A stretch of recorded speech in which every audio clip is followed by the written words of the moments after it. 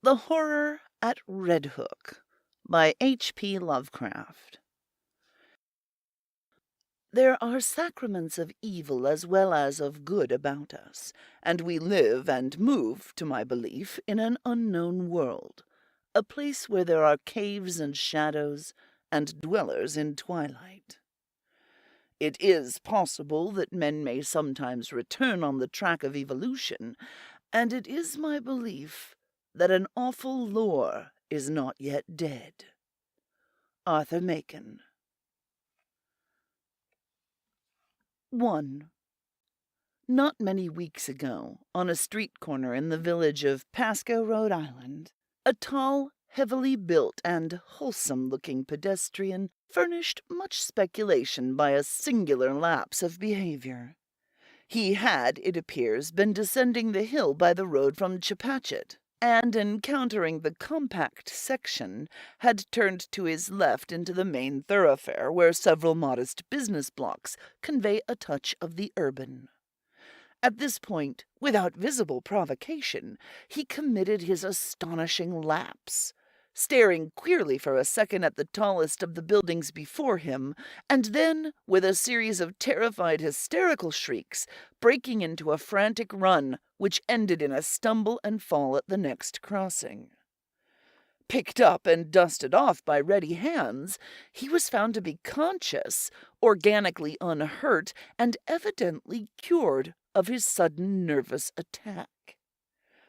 He muttered some shamefaced explanations involving a strain he had undergone, and with downcast glance turned back up the Chepachet road, trudging out of sight without once looking behind him. It was a strange incident to befall so large, robust, normal-featured, and capable-looking a man, and the strangeness was not lessened by the remarks of a bystander, who had recognized him as the boarder of a well-known dairyman on the outskirts of Chepachet. He was, it developed, a New York police detective named Thomas F. Malone, now on a long leave of absence under medical treatment after some disproportionately arduous work on a gruesome local case which accident had made dramatic. There had been a collapse of several old brick buildings during a raid in which he had shared, and something about the wholesale loss of life, both of prisoners and of his companions, had peculiarly appalled him. As a result, he had acquired an acute and anomalous horror of any buildings even remotely suggesting the ones which had fallen in, so that in the end mental specialists forbade him the sight of such things for an indefinite period. A police surgeon with relatives in Chepachet had put forward that quaint hamlet of wooden colonial houses as an ideal spot for the psychological convalescence, and thither the sufferer had gone, promising never to venture among the brick-lined streets of larger villages till duly advised by the Woonsocket specialist with whom he was put in touch. This walk to Pasco for magazines had been a mistake, and the patient had paid in fright, bruises, and humiliation for his disobedience. So much the gossips of Chepachet and Pasco knew, and so much also the most learned specialists believed. But Malone had at first told the specialists much more, ceasing only when he saw that utter incredulity was his portion. Thereafter he held his peace, protesting not at all when it was generally agreed that the collapse of certain squalid brick houses in the Redhook section of Brooklyn, and the consequent death of many brave officers, had unseated his nervous equilibrium. He had worked too hard, all said, in trying to clean up those nests of disorder and violence. Certain features were shocking enough, in all conscience, and the unexpected tragedy was the last straw. This was a simple explanation, which everyone could understand, and because Malone was not a simple person, he perceived that he had better let it suffice. To hint to unimaginative people of a horror beyond all human conception, a horror of houses and blocks and cities, leprous and cancerous with evil dragged from elder worlds, would be merely to invite a padded cell instead of restful rustication, and Malone was a man of sense, despite his mysticism.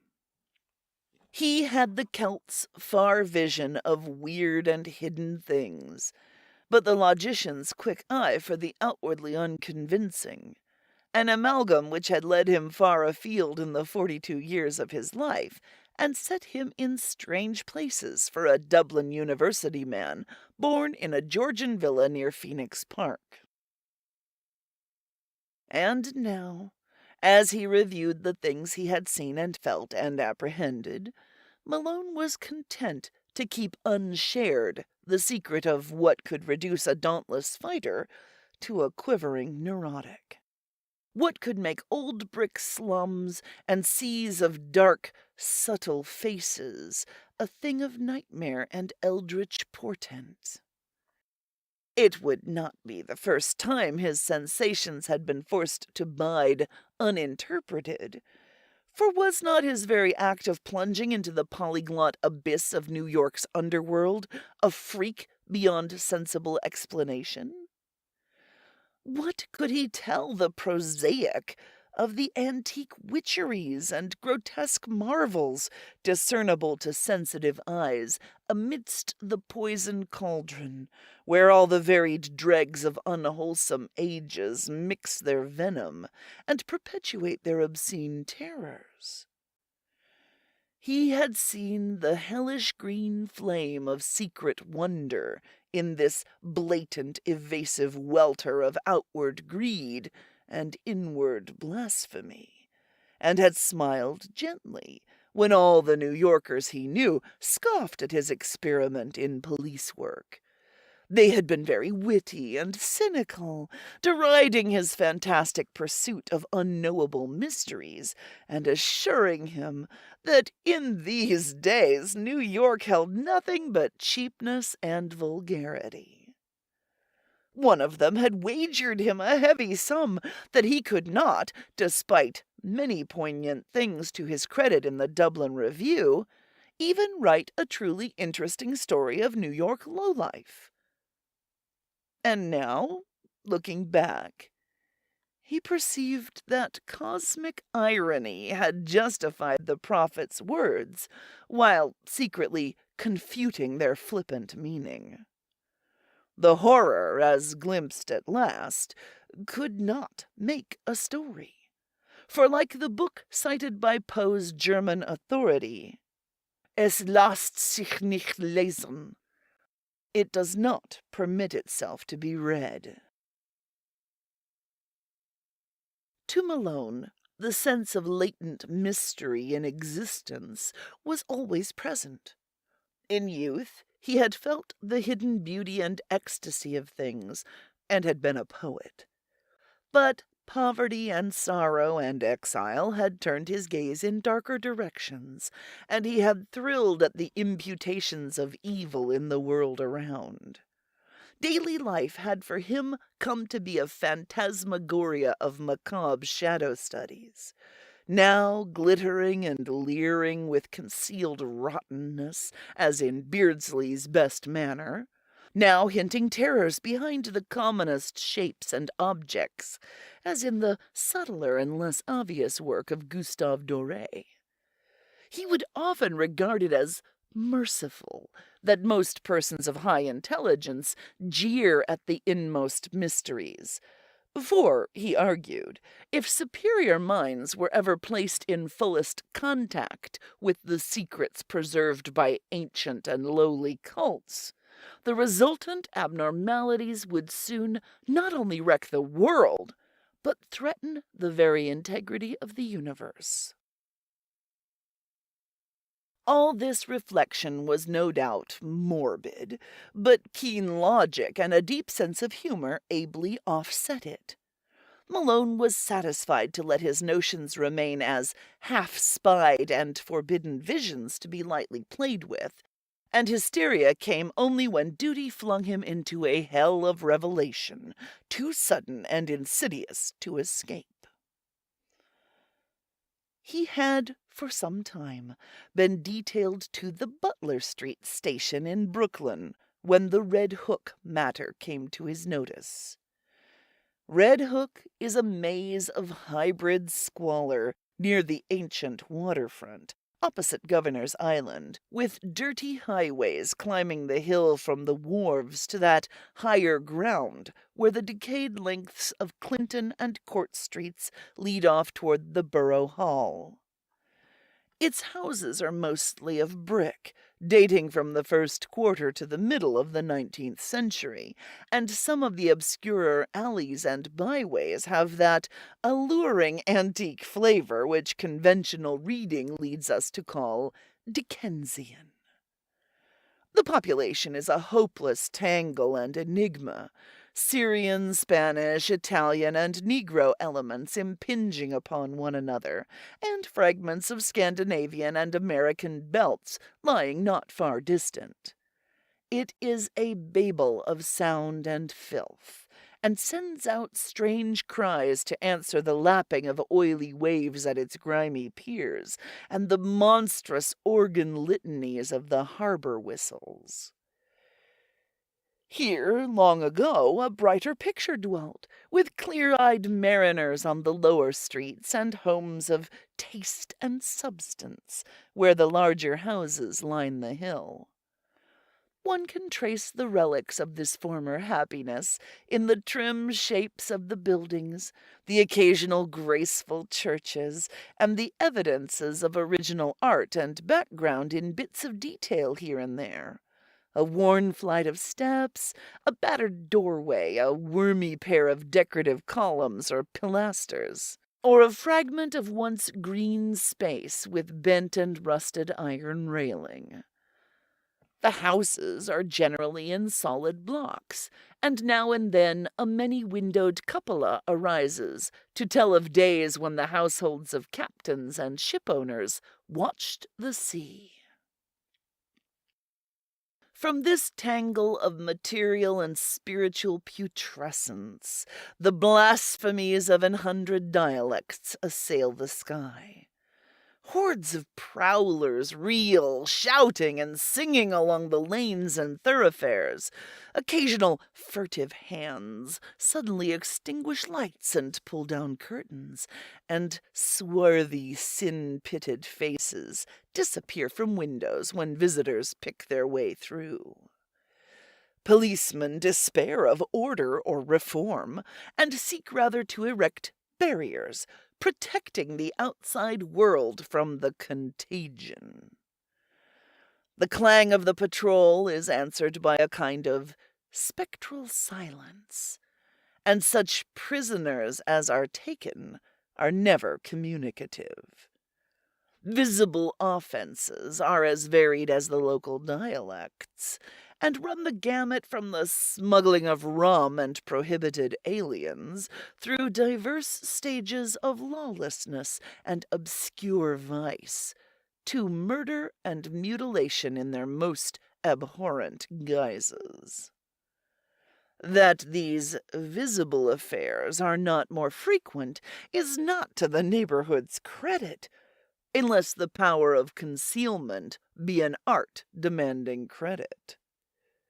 More people enter Redhook than leave it, or at least than leave it by the landward side, and those who are not loquacious are the likeliest to leave. Malone found in this state of things a faint stench of secrets more terrible than any of the sins denounced by citizens and bemoaned by priests and philanthropists. He was conscious, as one who united imagination with scientific knowledge, that modern people under lawless conditions tend uncannily to repeat the darkest instinctive patterns of primitive half-ape savagery in their daily life and ritual observances. And he had often viewed with an anthropologist's shudder the chanting, cursing processions of blear-eyed and pockmarked young men which wound their way along in the dark small hours of morning. One saw groups of these youths incessantly, sometimes in leering vigils on street corners, sometimes in doorways playing eerily on cheap instruments of music, sometimes in stupefied dozes or indecent dialogues around cafeteria tables near Borough Hall, and sometimes in whispering converse around dingy taxicabs drawn up at the high stoops of crumbling and closely shuttered old houses. They chilled and fascinated him more than he dared confess to his associates on the force, for he seemed to see in them some monstrous thread of secret continuity, some fiendish, cryptical, and ancient pattern, utterly beyond and below the sordid mass of facts and habits and haunts listed with such conscientious technical care by the police. They must be, he felt inwardly, the heirs of some shocking and primordial tradition, the sharers of debased and broken scraps from cults and ceremonies older than mankind. Their coherence and definiteness suggested it, and it showed in the singular suspicion of order which lurked beneath their squalid disorder. He had not read in vain such treatises as Miss Murray's Witch Cult in Western Europe, and knew that up to recent years there had certainly survived among peasants and furtive folk a frightful and clandestine system of assemblies and orgies, descended from dark religions antedating the Aryan world, and appearing in popular legends as black masses and witches' sabbaths. That these hellish vestiges of old Turanian Asiatic magic and fertility cults were even now wholly dead, he could not for a moment suppose, and he frequently wondered how much older and how much blacker than the very worst of the muttered tales some of them might really be. 3. It was the case of Robert Suydam which took Malone to the heart of things in Redhook. Suydam was a lettered recluse of ancient Dutch family, possessed originally of barely independent means, and inhabiting the spacious but ill-preserved mansion which his grandfather had built in Flatbush, when that village was little more than a pleasant group of colonial cottages surrounding the steepled and ivy-clad Reformed church with its iron-railed yard of Netherlandish gravestones. In his lonely house, set back from Martens Street, amidst a yard of venerable trees, Suydam had read and brooded for some 6 decades, except for a period a generation before, when he had sailed for the Old World and remained there out of sight for 8 years. He could afford no servants, and would admit but few visitors to his absolute solitude, eschewing close friendships and receiving his rare acquaintances in one of the 3 ground-floor rooms which he kept in order, a vast, high-ceilinged library whose walls were solidly packed with tattered books of ponderous, archaic, and vaguely repellent aspect. The growth of the town and its final absorption in the Brooklyn district had meant nothing to Suydam, and he had come to mean less and less to the town. Elderly people still pointed him out on the streets, but to most of the recent population, he was merely a queer, corpulent old fellow, whose unkempt white hair, stubbly beard, shiny black clothes, and gold-headed cane earned him an amused glance, and nothing more. Malone did not know him by sight till duty called him to the case, but had heard of him indirectly as a really profound authority on medieval superstition, and had once idly meant to look up an out-of-print pamphlet of his on the Kabbalah and the Faustus legend, which a friend had quoted from memory. Suydam became a case when his distant and only relatives sought court pronouncements on his sanity. Their action seemed sudden to the outside world, but was really undertaken only after prolonged observation and sorrowful debate.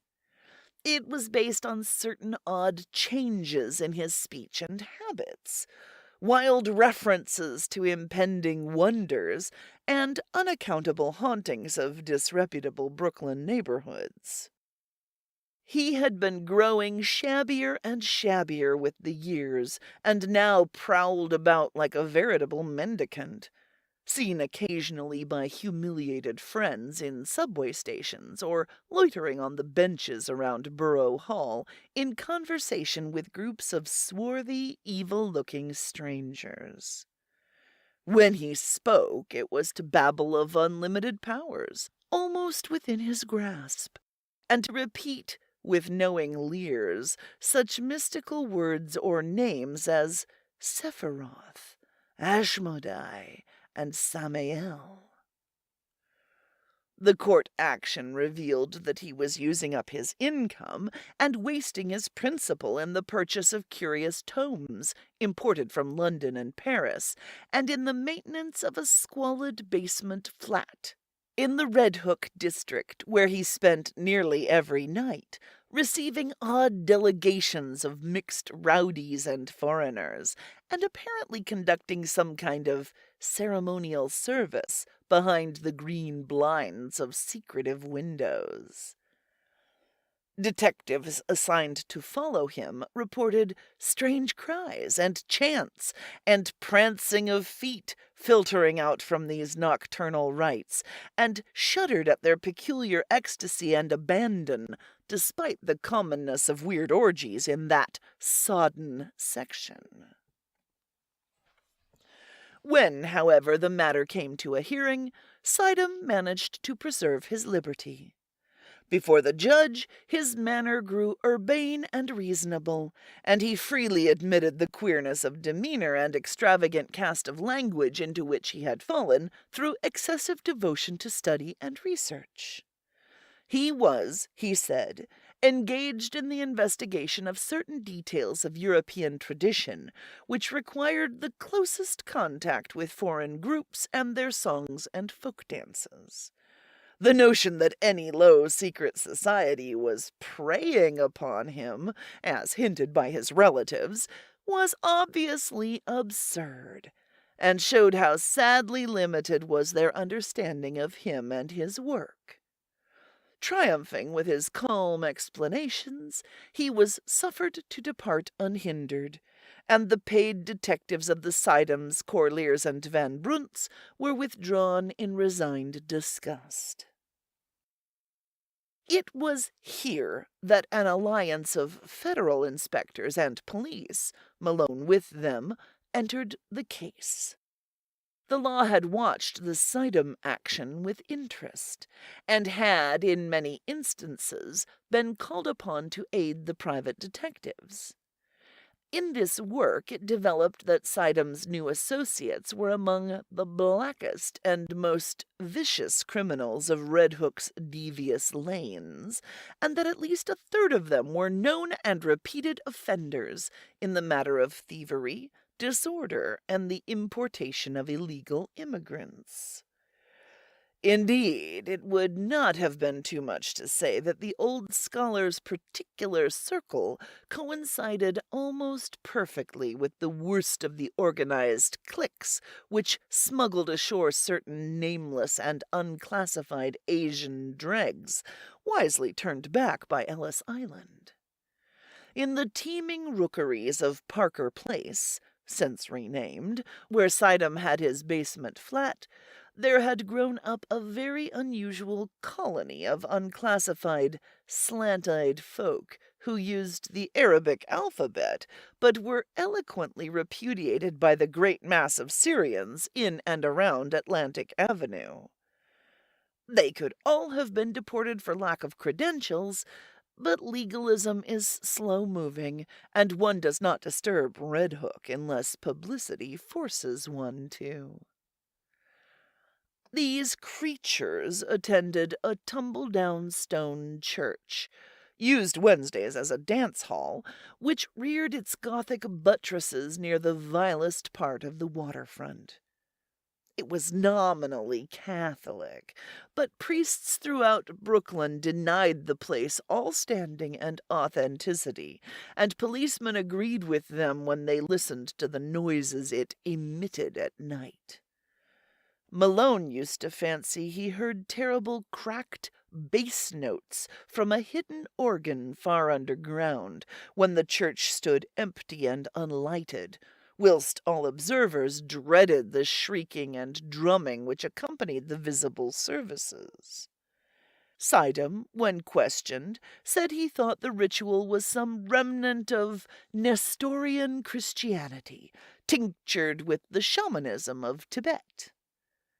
Most of the people, he conjectured, were of Mongoloid stock, originating somewhere in or near Kurdistan, and Malone could not help recalling that Kurdistan is the land of the Yazidis, last survivors of the Persian devil-worshippers.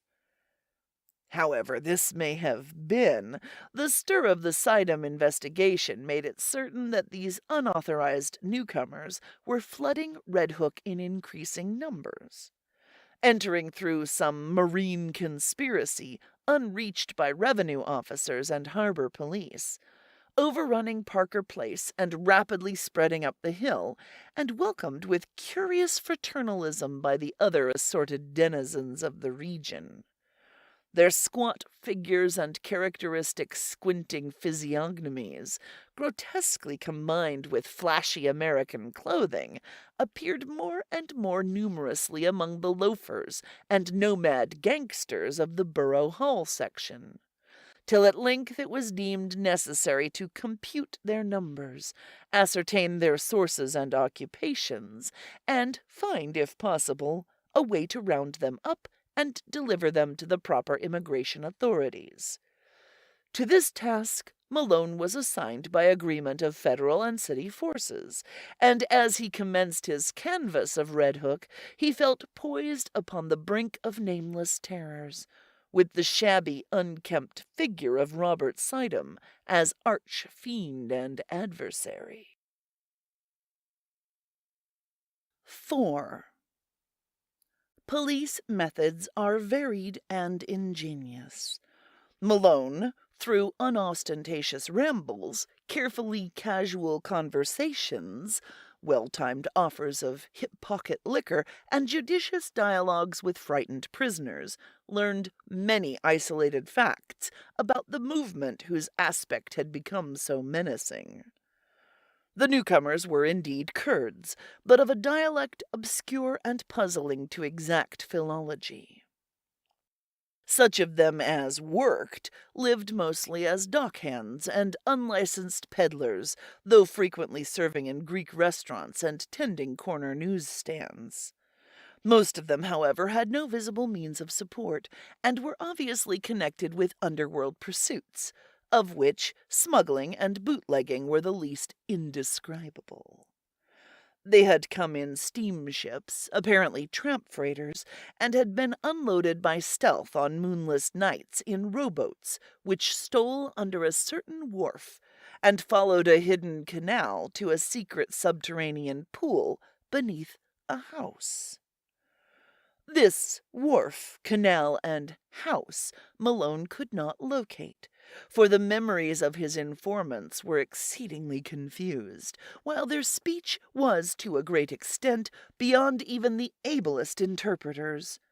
Nor could he gain any real data on the reasons for their systematic importation.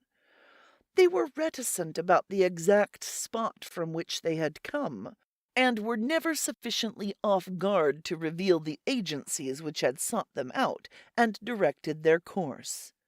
Indeed, they developed something like acute fright when asked the reasons for their presence. Gangsters of other breeds were equally taciturn, and the most that could be gathered was that some god or great priesthood had promised them unheard-of powers and supernatural glories and rulerships in a strange land. The attendance of both newcomers and old gangsters at Suydam's closely guarded nocturnal meetings was very regular, and the police soon learned that the erstwhile recluse had leased additional flats to accommodate such guests as knew his password. At last occupying 3 entire houses and permanently harboring many of his queer companions. He spent but little time now at his Flatbush home, apparently going and coming only to obtain and return books, and his face and manner had attained an appalling pitch of wildness. Malone twice interviewed him, but was each time brusquely repulsed. He knew nothing, he said, of any murderous plots or movements, and had no idea how the Kurds could have entered or what they wanted. His business was to study undisturbed the folklore of all the immigrants of the district, a business with which policemen had no legitimate concern. Malone mentioned his admiration for Suydam's old brochure on the Kabbalah and other myths, but the old man's softening was only momentary.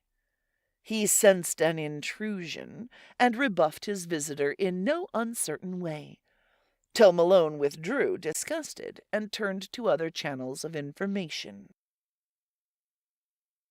What Malone would have unearthed, could he have worked continuously on the case, we shall never know.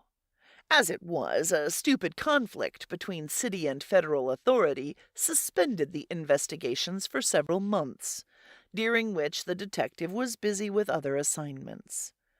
But at no time did he lose interest, or fail to stand amazed at what began to happen to Robert Suydam. Just at the time when a wave of kidnappings and disappearances spread its excitement over New York, the unkempt scholar embarked upon a metamorphosis as startling as it was absurd. One day he was seen near Borough Hall with clean-shaved face, well-trimmed hair, and tastefully immaculate attire. And on every day thereafter some obscure improvement was noticed in him. He maintained his new fastidiousness without interruption, added to it an unwonted sparkle of eye and crispness of speech, and began little by little to shed the corpulence which had so long deformed him. Now frequently taken for less than his age, he acquired an elasticity of step and buoyancy of demeanor to match the new tradition, and showed a curious darkening of the hair, which somehow did not suggest dye.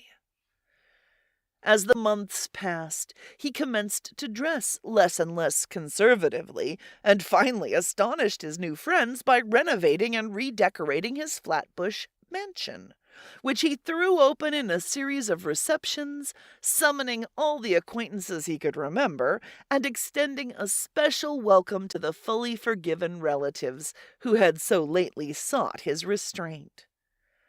Some attended through curiosity, others through duty, but all were suddenly charmed by the dawning grace and urbanity of the former hermit. He had, he asserted, accomplished most of his allotted work, and having just inherited some property from a half-forgotten European friend, was about to spend his remaining years in a brighter second youth which ease, care, and diet had made possible to him. Less and less was he seen at Redhook, and more did he move in the society to which he was born. Policemen noted a tendency of the gangsters to congregate at the Old Stone Church and Dance Hall instead of at the basement flat in Parker Place, though the latter and its recent annexes still overflowed with noxious life. Then 2 incidents occurred, wide enough apart, but both of intense interest in the case as Malone envisaged it. One was a quiet announcement in the Eagle of Robert Suydam's engagement to Miss Cornelia Garretson of Bayside, a young woman of excellent position and distantly related to the elderly bridegroom-elect. Whilst the other was a raid on the dance hall church by city police after a report that the face of a kidnapped child had been seen for a second at one of the basement windows. Malone had participated in this raid and studied the place with much care when inside. Nothing was found. In fact, the building was entirely deserted when visited. But the sensitive Celt was vaguely disturbed by many things about the interior. There were crudely painted panels he did not like. Panels which depicted sacred faces with peculiarly worldly and sardonic expressions, and which occasionally took liberties that even a layman's sense of decorum could scarcely countenance. Then, too, he did not relish the Greek inscription on the wall above the pulpit, an ancient incantation which he had once stumbled upon in Dublin college days, and which read, literally translated, "O friend and companion of night, thou who rejoicest in the baying of dogs and spilt blood, who wanderest in the midst of shades among the tombs, who longest for blood and bringest terror to mortals. Gorgo, Mormo, thousand-faced moon, look favorably on our sacrifices." When he read this, he shuddered, and thought vaguely of the cracked bass organ notes he fancied he had heard beneath the church on certain nights. He shuddered again at the rust around the rim of a metal basin which stood on the altar, and paused nervously when his nostrils seemed to detect a curious and ghastly stench from somewhere in the neighborhood. That organ memory haunted him, and he explored the basement with particular assiduity before he left. The place was very hateful to him. Yet, after all, were the blasphemous panels and inscriptions more than mere crudities perpetrated by the ignorant? By the time of Suydam's wedding, the kidnapping epidemic had become a popular newspaper scandal. Most of the victims were young children of the lowest classes, but the increasing number of disappearances had worked up a sentiment of the strongest fury. Journals clamored for action from the police, and once more the Butler Street station sent its men over Redhook for clues, discoveries, and criminals. Malone was glad to be on the trail again, and took pride in a raid on one of Suydam's Parker Place houses. There, indeed, no stolen child was found, despite the tales of screams and the red sash picked up in the areaway.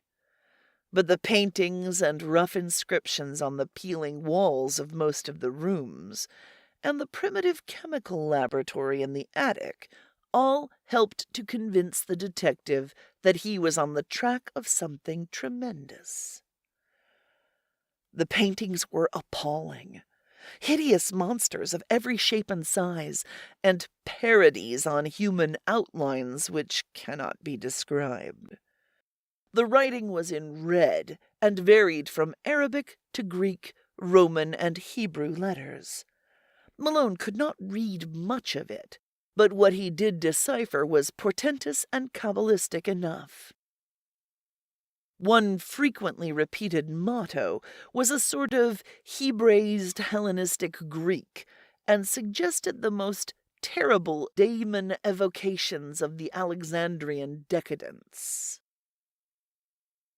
Hel, Elohim, Sother, Emmanuel, Sabaoth, Agla, Tetragrammaton, Agiros, Otheos, Ishiros, Athanatos, Jehovah, Va, Adonai, Sade, Homoousion, Messias, Eschirahe. Circles and pentagrams loomed on every hand, and told indubitably of the strange beliefs and aspirations of those who dwelt so squalidly here. In the cellar, however, the strangest thing was found. A pile of genuine gold ingots, covered carelessly with a piece of burlap, and bearing upon their shining surfaces the same weird hieroglyphics which also adorned the walls. During the raid, the police encountered only a passive resistance from the squinting Orientals that swarmed from every door. Finding nothing relevant, they had to leave all as it was. But the precinct captain wrote Suydam a note advising him to look closely to the character of his tenants and protégés in view of the growing public clamor. 5. Then came the June wedding and the great sensation. Flatbush was gay for the hour about high noon, and pennanted motors thronged the streets near the old Dutch church, where an awning stretched from door to highway. No local event ever surpassed the Suydam Garretson nuptials in tone and scale, and the party which escorted bride and groom to the Cunard Pier was, if not exactly the smartest, at least a solid page from the social register. At 5 o'clock, adieus were waved, and the ponderous liner edged away from the long pier, slowly turned its nose seaward, discarded its tug, and headed for the widening water spaces that led to old-world wonders. By night, the outer harbor was cleared, and late passengers watched the stars twinkling above an unpolluted ocean.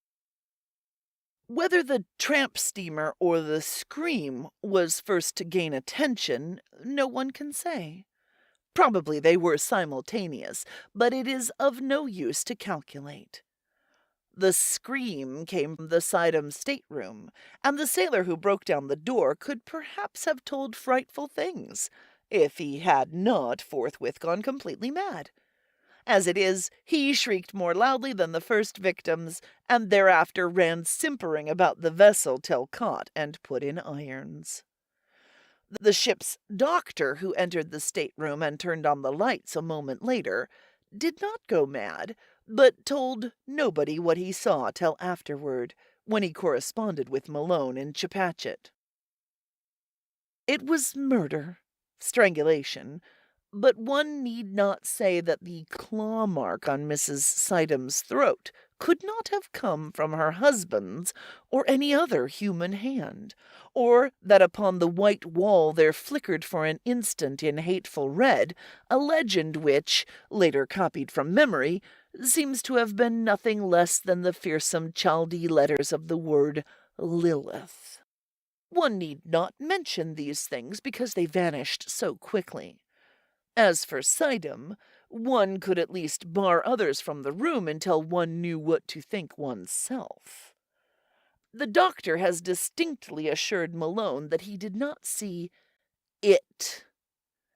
The open porthole, just before he turned on the lights, was clouded for a second with a certain phosphorescence, and for a moment there seemed to echo in the night outside the suggestion of a faint and hellish tittering. But no real outline met the eye. As proof, the doctor points to his continued sanity. Then the tramp steamer claimed all attention. A boat put off, and a horde of swart, insolent ruffians in officer's dress swarmed aboard the temporarily halted Cunarder. They wanted Suydam or his body. They had known of his trip, and for certain reasons were sure he would die. The captain's deck was almost a pandemonium, for at the instant, between the doctor's report from the staterooms and the demands of the men from the tramp, not even the wisest and gravest seamen could think what to do. Suddenly the leader of the visiting mariners, an Arab with a hatefully negroid mouth, pulled forth a dirty crumpled paper and handed it to the captain. It was signed by Robert Suydam, and bore the following odd message. In case of sudden or unexplained accident or death on my part, please deliver me or my body unquestioningly into the hands of the bearer and his associates. Everything for me, and perhaps for you, depends on absolute compliance. Explanations can come later. Do not fail me now. Robert Suydam. Captain and doctor looked at each other, and the latter whispered something to the former. Finally they nodded rather helplessly and led the way to the Suydam stateroom. The doctor directed the captain's glance away as he unlocked the door and admitted the strange seamen, nor did he breathe easily till they filed out with their burden after an unaccountably long period of preparation.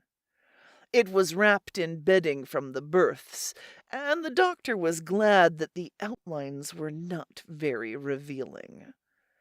Somehow the men got the thing over the side and away to their tramp steamer without uncovering it.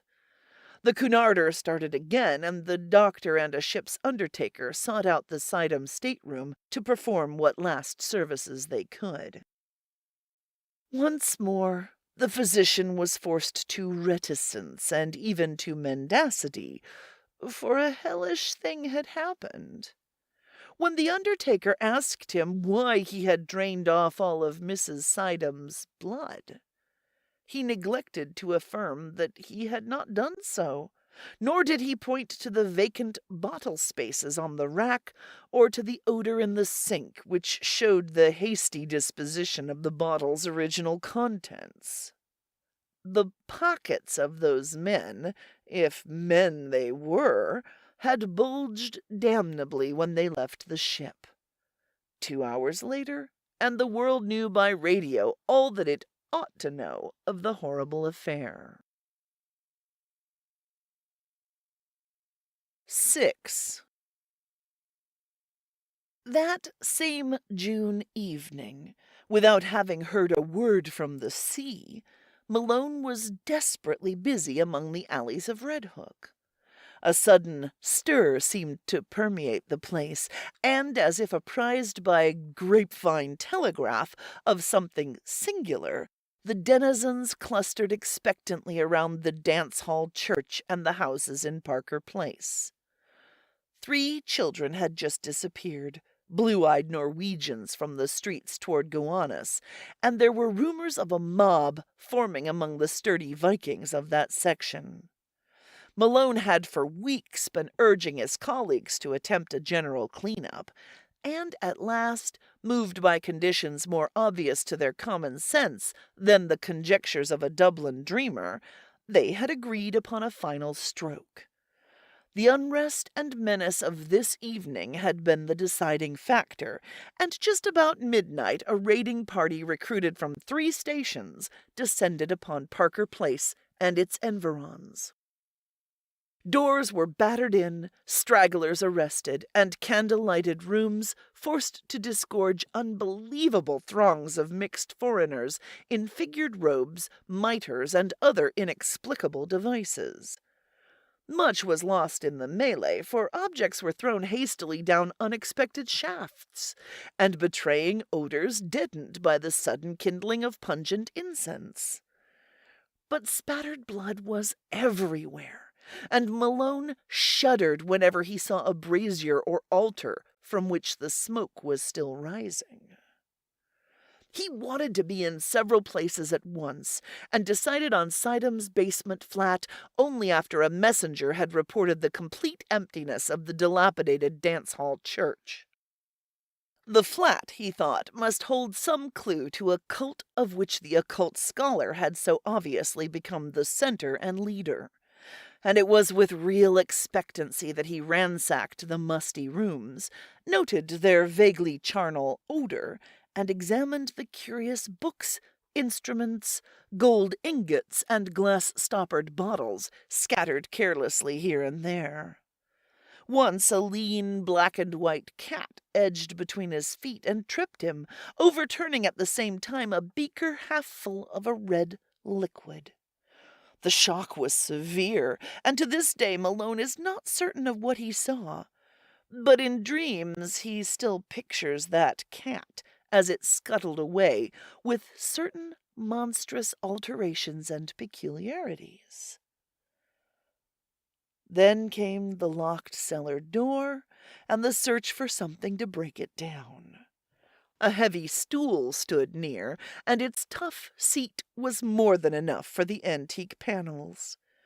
A crack formed and enlarged, and the whole door gave way. But from the other side, whence poured a howling tumult of ice-cold wind, with all the stenches of the bottomless pit, and whence reached a sucking force, not of earth or heaven, which, coiling sentiently about the paralyzed detective, dragged him through the aperture and down unmeasured spaces filled with whispers and wails and gusts of mocking laughter. Of course it was a dream. All the specialists have told him so, and he has nothing to prove the contrary. Indeed, he would rather have it thus.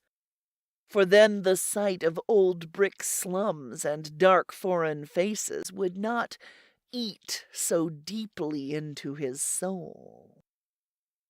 But at the time it was all horribly real, and nothing can ever efface the memory of those nighted crypts, those Titan arcades, and those half-formed shapes of hell that strode gigantically in silence, holding half-eaten things whose still surviving portions screamed for mercy or laughed with madness. Odors of incense and corruption joined in sickening concert, and the black air was alive with the cloudy, semi-visible bulk of shapeless elemental things with eyes. Somewhere, dark sticky water was lapping at onyx piers, and once the shivery tinkle of raucous little bells pealed out to greet the insane titter of a naked phosphorescent thing, which swam into sight, scrambled ashore, and climbed up to squat leeringly on a carved golden pedestal in the background. Avenues of limitless night seemed to radiate in every direction, till one might fancy that here lay the root of a contagion destined to sicken and swallow cities, and engulf nations in the fetor of hybrid pestilence. Here cosmic sin had entered, and festered by unhallowed rites had commenced the grinning march of death that was to rot us all to fungus abnormalities too hideous for the grave's holding. Satan here held his Babylonish court, and in the blood of stainless childhood the leprous limbs of phosphorescent Lilith were laved. Incubi and succubi howled praise to Hecate, and headless moon-calves bleated to the Magna Mater. Goats leaped to the sound of thin accursed flutes, and Aegipans chased endlessly after misshapen fawns over rocks twisted like swollen toads. Moloch and Ashtaroth were not absent, for in this quintessence of all damnation the bounds of consciousness were let down, and man's fancy lay open to vistas of every realm of horror and every forbidden dimension that evil had power to mold. The world and nature were helpless against such assaults from unsealed wells of night, nor could any sign or prayer check the Walpurgis riot of horror which had come when a sage with the hateful key had stumbled on a hoard with the locked and brimming coffer of transmitted demon lore. Suddenly a ray of physical light shot through these phantasms, and Malone heard the sound of oars amidst the blasphemies of things that should be dead. A boat with a lantern in its prow darted into sight, made fast to an iron ring in the slimy stone pier, and vomited forth several dark men bearing a long burden swathed in bedding. They took it to the naked phosphorescent thing on the carved golden pedestal, and the thing tittered and pawed at the bedding. Then they unswathed it, and propped upright before the pedestal the gangrenous corpse of a corpulent old man with stubbly beard and unkempt white hair. The phosphorescent thing tittered again, and the men produced bottles from their pockets and anointed its feet with red, whilst they afterward gave the bottles to the thing to drink from. All at once, from an arcaded avenue leading endlessly away, there came the demoniac rattle and wheeze of a blasphemous organ, choking and rumbling out the mockeries of hell in a cracked, sardonic bass. In an instant, every moving entity was electrified, and forming at once into a ceremonial procession, the nightmare horde slithered away in quest of the sound. Goat, satyr, and aegipan, incubus, succuba, and lemur, twisted toad and shapeless elemental, dog-faced howler and silent strutter in darkness, all led by the abominable naked phosphorescent thing that had squatted on the carved golden throne, and that now strode insolently, bearing in its arms the glassy-eyed corpse of the corpulent old man. The strange dark men danced in the rear, and the whole column skipped and leaped with Dionysiac fury. Malone staggered after them a few steps, delirious and hazy, and doubtful of his place in this or in any world. Then he turned, faltered, and sank down on the cold, damp stone, gasping and shivering as the daemon organ croaked on, and the howling and drumming and tinkling of the mad procession grew fainter and fainter. Vaguely he was conscious of chanted horrors and shocking croakings afar off. Now and then a wail or whine of ceremonial devotion would float to him through the black arcade, whilst eventually there rose the dreadful Greek incantation, whose text he had read above the pulpit of that dance-hall church. O friend and companion of night, thou who rejoicest in the baying of dogs, here a hideous howl burst forth, and spilt blood, here nameless sounds vied with morbid shriekings. Who wanderest in the midst of shades among the tombs, here a whistling sigh occurred. Who longest for blood and bringest terror to mortals, short, sharp cries from myriad throats, Gorgo, repeated as response, Mormo, repeated with ecstasy, thousand-faced moon, sighs and flute notes, look favorably on our sacrifices. As the chant closed, a general shout went up, and hissing sounds nearly drowned the croaking of the cracked bass organ. Then a gasp as from many throats, and a babel of barked and bleated words. "Lilith! Great Lilith, behold the bridegroom!"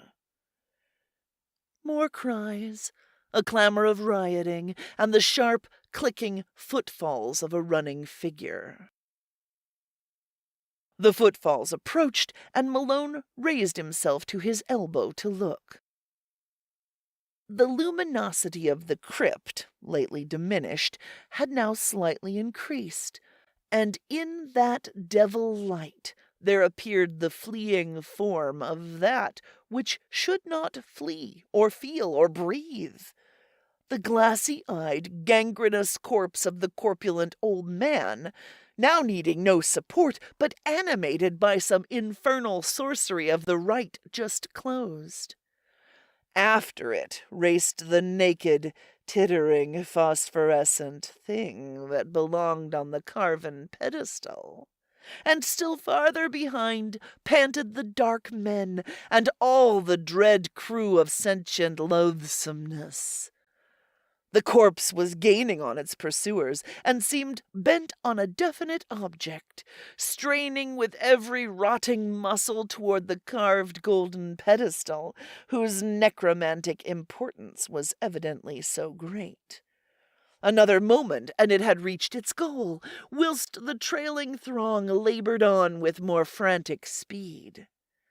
But they were too late, for in one final spurt of strength which ripped tendon from tendon and sent its noisome bulk floundering to the floor in a state of jellyish dissolution, the staring corpse, which had been Robert Suydam, achieved its object and its triumph.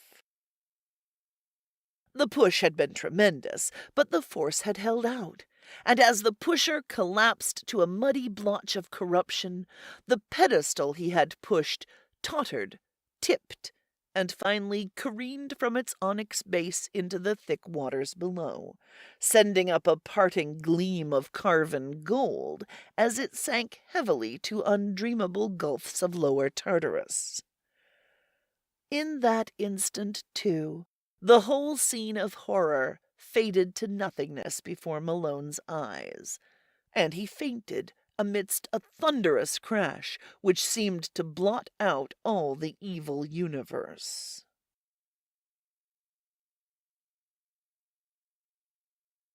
7. Malone's dream, experienced in full before he knew of Suydam's death and transfer at sea, was curiously supplemented by some odd realities of the case, though that is no reason why anyone should believe it. The 3 old houses in Parker Place, doubtless long rotten with decay in its most insidious form, collapsed without visible cause while half the raiders and most of the prisoners were inside. And of both, the greater number were instantly killed. Only in the basements and cellars was there much saving of life, and Malone was lucky to have been deep below the house of Robert Suydam. For he really was there, as no one is disposed to deny. They found him unconscious by the edge of a night-black pool, with a grotesquely horrible jumble of decay and bone, identifiable through dental work as the body of Suydam, a few feet away. The case was plain, for it was hither that the smugglers' underground canal led, and the men who took Suydam from the ship had brought him home. They themselves were never found, or at least never identified, and the ship's doctor is not yet satisfied with the simple certitudes of the police. Suydam was evidently a leader in extensive man-smuggling operations, for the canal to his house was but one of several subterranean channels and tunnels in the neighborhood. There was a tunnel from this house to a crypt beneath the dance-hall church, a crypt accessible from the church only through a narrow secret passage in the north wall, and in whose chambers some singular and terrible things were discovered. The croaking organ was there, as well as a vast arched chapel with wooden benches and a strangely figured altar. The walls were lined with small cells, in 17 of which, hideous to relate, solitary prisoners in a state of complete idiocy were found chained, including 4 mothers with infants of disturbingly strange appearance. These infants died soon after exposure to the light, a circumstance which the doctors thought rather merciful. Nobody but Malone, among those who inspected them, remembered the sombre question of old Del Rio. An sint unquam daemones incubi et succubi et an ex tali congressu proles nasi queat. Footnote. This quote roughly translates to, "Have there ever been demons, incubi and succubi, and from such union can children be born?" Before the canals were filled up, they were thoroughly dredged and yielded forth a sensational array of sawed and split bones of all sizes. The kidnapping epidemic very clearly had been traced home, though only 2 of the surviving prisoners could by any legal thread be connected with it. These men are now in prison since they failed of conviction as accessories in the actual murders. The carved golden pedestal or throne, so often mentioned by Malone as of primary occult importance, was never brought to light, though at one place under the Suydam house the canal was observed to sink into a well too deep for dredging.